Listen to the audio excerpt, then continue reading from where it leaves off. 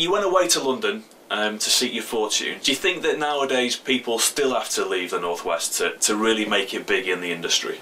It's not as important now. The reason it was important for me, and I would say, I don't mean that I am the best. There's two areas in which I'm unique. I was the very first broadcaster on commercial radio in the UK with a regional accent. Up to that point, every single DJ, and there were local guys, talk like that. Hi, it's Piccadilly Radio, and wow, we'll spin this. And they were every single radio station. The guys were a variation on that theme. So I was the very first to do that. When I went to work for Capital Radio, that was the first northern accent ever on a radio station in the south of England. Even Radio 1 at that time were only just about starting to ease, you know, the odd accents in. So for me at the time it was important because the way I perceived that I was seen was, he's all right, right, 28 years ago, he shouldn't be on the radio at all, it's just because he's a scruff from Salford, okay? 10 years ago it was, well, he's okay, you know, by that time I've done flipping 17 or 18 years, he's okay, but obviously he couldn't work outside the north of England. It was I found it very patronising, condescending attitude, and I felt I had a point to prove. That's why I went.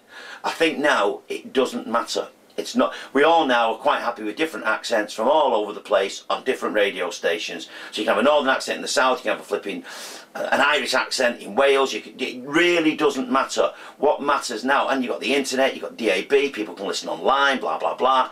It's a different world, and it's not as important. In fact, it's probably not important at all now. It's Rock Radio 106.1 with me, Mike Sweeney, here on Drive Time, wishing you as always a very good evening. People in the industry are always talking about the fact that we need to encourage new talent, young talent.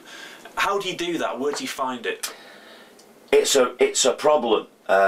First of all, you've not got the same situation where the likes of Timmy Mallet and Chris Evans were like T-boys.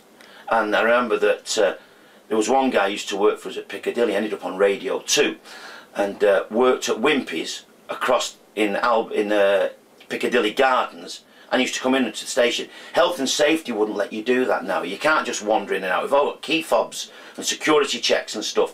So that doesn't exist. The 6-hour overnight shift that they pay you money to do, which was equivalent to, say, working in an ordinary job. You know, you wouldn't have megabucks, but it was the same money as doing an ordinary job, and people cut their teeth on that. That doesn't exist as much anymore.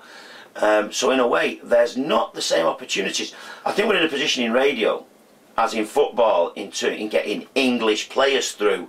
There's not the same opportunity, and I've no idea where we'll work from that. I mean, there is still talent around, and I suppose it's down to really perceptive programme controllers who will get tapes in and stuff in and say, well, I think this guy or that girl's actually got something, and that's the talent will be in being a perceptive programme controller or programme director.